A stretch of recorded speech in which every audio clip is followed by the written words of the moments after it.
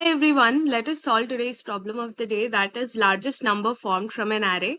Let us go through the problem first. Given an array of string of length n representing non-negative integers, arrange them in a manner such that after concatenating them in order, it results in largest possible number. Okay. So what is the question stating is that we have an array of string wherein these strings are basically some kind of numbers which are present, and what we need to do is we need to arrange these particular numbers in such a way that it results by concatenating these numbers in order, it results in the largest possible number which can be formed with these digits. Okay, so let us go through some of the test cases that we have. This is the very first test case.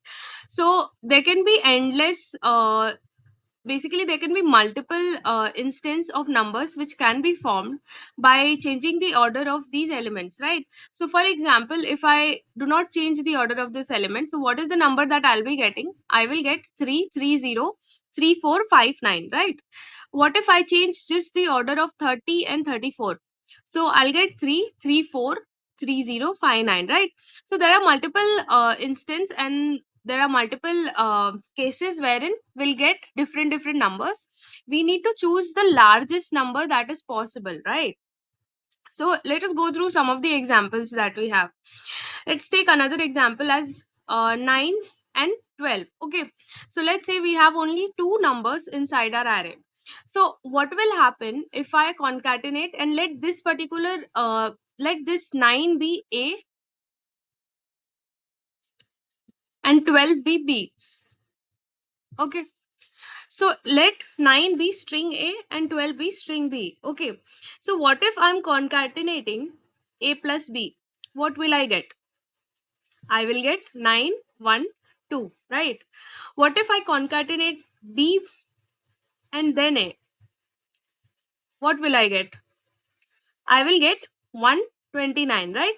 So obviously between these two numbers, 912 is greater, right? So in this case, what will be the answer? 912 will be the answer, right? And in this case, let us see another example. So we have 3 and 49. So what if I concatenate 3 with 49? So I will get 349, right? And what if I concatenate 49 first and then 3? So I will get 493. So like this, the value of the number changes in the order you are concatenating, right? So with these examples we can see that there is no particular order in which we can sort these numbers so that the order of which will give us the largest number, right? Like for example, we cannot sort them in either ascending order or in descending order. Okay, so what is the what will be the basically what I'm trying to say is, what this comparator function will do, it will take two elements from this array, and it will try to add it first a plus b and then b plus a. Okay, and it will check which of the cases will give us the greater value of this integers, right? So it will check in which case it will give greater value. So if a plus b is greater than b plus a, so what does this mean is ki if 334 is greater than 343, so in that case, what it will do is it will return true. That means, yes, these two elements are in the perfect order and we do not need to change this, right? So what if this particular element is greater than, this integer is greater than my a plus b? So in that case, what it will do is it will just swap these two elements. Okay, so I hope you're clear with this approach, and we'll just quickly go through the code once. This is the code that we have. So what we are doing is we are sorting this array and passing our comparator function. So it will be sorted according to the comparator function. So what this comparator function is doing is that we are passing in two strings, and it is returning if a plus b is greater than b plus a.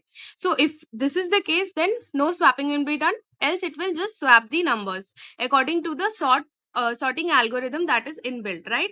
And at the end, what we are doing is we are taking an answer string and iterating through this particular vector of string, and we will just insert all these elements in the answer string and return the answer, right? So basically, why? Because we have to concatenate them in order. Okay. So I hope you're clear with this approach. Thank you.